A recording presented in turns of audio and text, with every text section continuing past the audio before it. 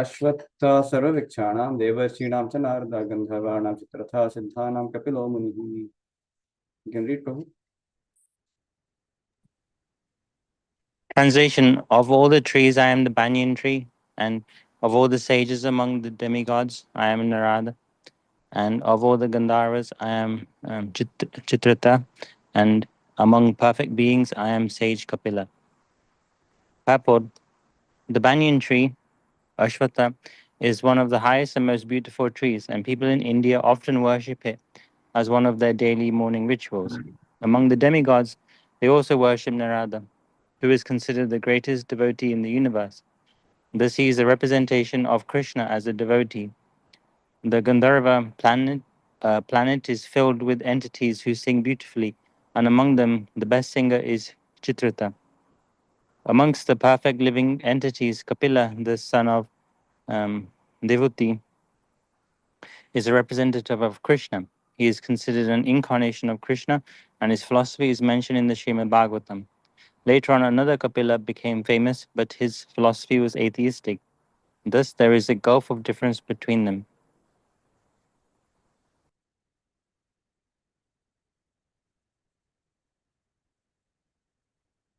Read the next verse also. Read the verse and read the verse and translation. Mm.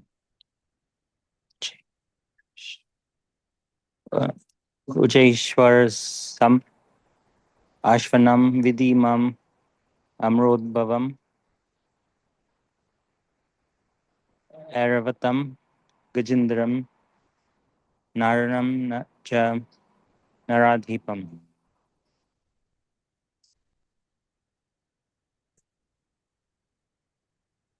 Could you scroll down, Prabhuji, please?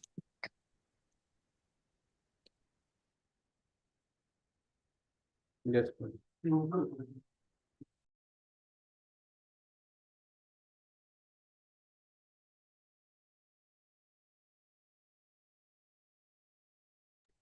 You can read. Prabhuji? Yeah. Translation You can't of see whole. you. I have already scrolled through. Pardon, Prabhuji? I have already scrolled. Oh, yeah, yeah, good. Of horses know me to be Uchar Varsra, produced during the churning of the ocean for nectar. Of lordly elephants, I am Aravat, and among men, I am the monarch. Papod. The devotee demigods and the demons, Asuras, once took part in the churning the sea. From this churning, nectar and poison were produced, and Lord Shiva drank the poison. From the nectar were produced many entities, of which there was a horse named Ucheshwara. Another animal produced from the nectar was an elephant named Aravat.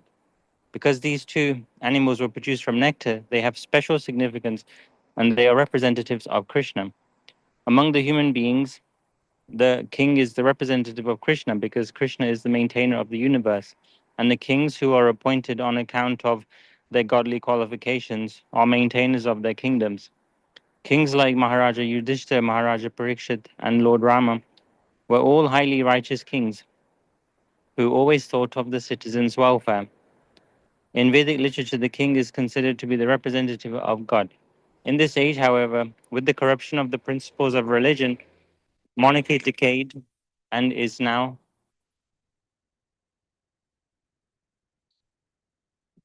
Could you scroll down again, Prabhuji?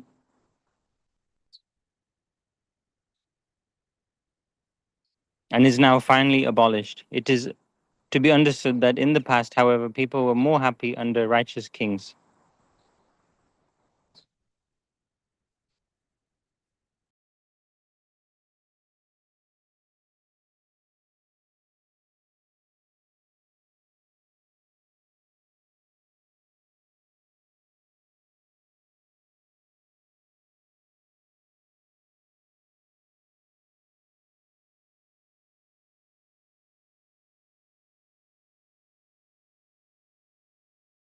Hare Krishna. Can you hear me?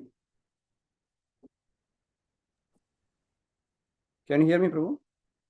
Now we can hear you. Okay. So the previous verse talks about of all the trees, I'm banyan tree. But in the sages, I'm the Narada. The Narada Muni is quite famous. In fact, we were reading other day about Narada's previous lives. So it's best of the devotees, Narada Muni, among the demigods. The Gandharva and Chitraratha, among the perfect land is Kapila. So banyan tree is being worshipped also for both rights. And among Devatas, is Narada Muni the pure devotee. So he's the best of the demigods. Greatest studio of the universe. So he's a representation of Krishna. In fact, we understand spiritual stuff to be the representation of his being a pure devotee. Many pure devotee actually represent.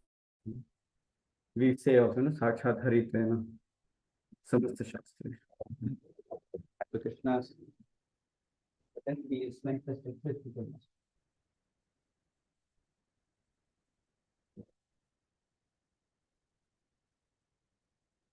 Many pure devotee also represents Krishna.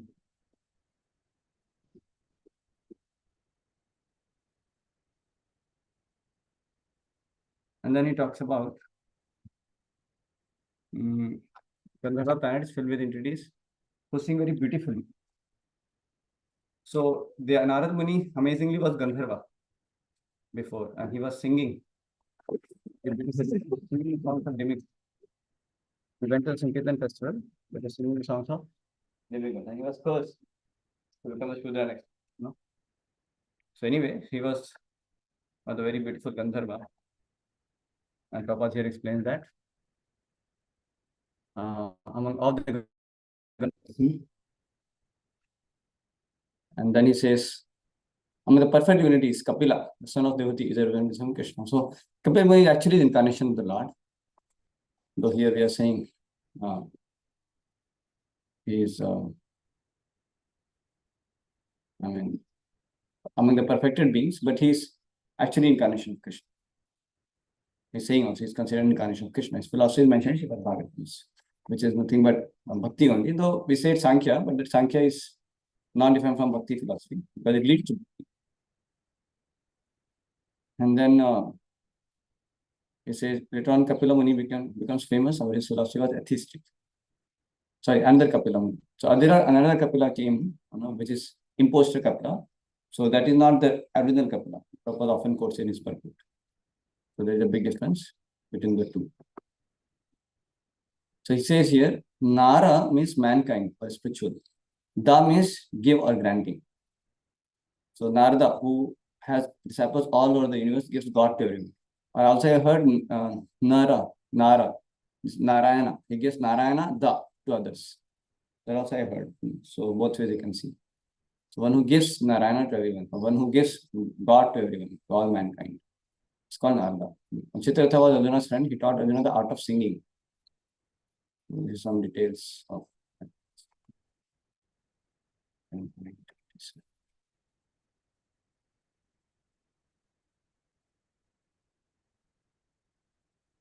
and then next verse is, among all the horses known to me, the Shiva, produced during the churning of the ocean of nectar. Of lords, elephants, I am Airavata. Among men, I am monarch.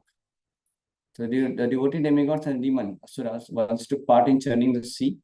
From this churning, nectar and poison were produced. Lord Shiva drank the poison. We know that. So in that churning of the ocean, so many things came out. Came out from there. So Shiva was the one of the horse there which came. So many things came up. The horse Shiva came also. Another animal produced on the nectar was an elephant in Airavata, which came in there took it. So because these two animals are produced on nectar, they have special significance and they are representatives of Krishna. And so among human beings, the king is the representative of Krishna. That's why we call Naradeva. Saying also. Naranam cha narapitham. Naradipam. So among the human beings, king is the representative of Krishna. It's called Naradev. So Krishna is because Krishna is the mentor of the universe and the kings who are appointed on account of their godly qualifications. So kings should be godly. Raja Rishi are mentors of their kingdoms. Kings like Maharaj Rishi, Maharaj Parikshit, and Lord Rama were all highly righteous kings who always thought of the citizens' welfare. So any leader should have this quality of impeccable character and devotion to the Lord.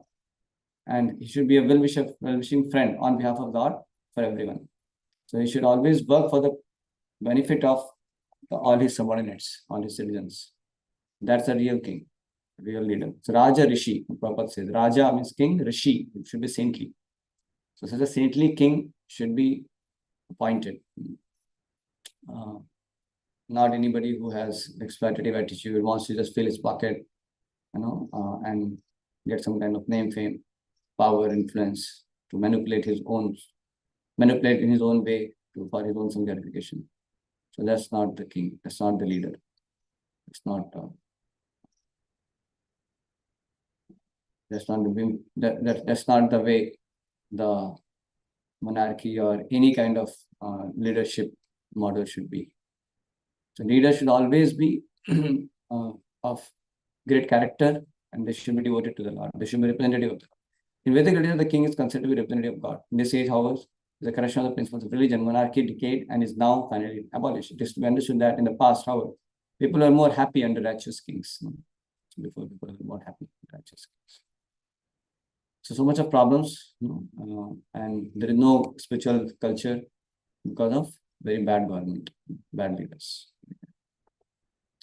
Okay, so I'll pause here. Bhagavad Gita ki Jai, Shri Prabhupada ki